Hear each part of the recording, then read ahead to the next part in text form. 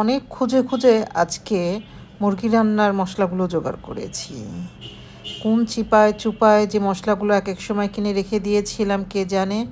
তো সব বের করে গুঁড়া করে নিয়েছি। কিনেছিলাম কাশ্মীরি লাল মরিচ, মরিচের রং দেখে তো প্রচুর ভয় পেয়েছে। আমি ভেবেছি কত না ঝাল হবে, কিন্তু তেমন একটা ঝাল হয়নি।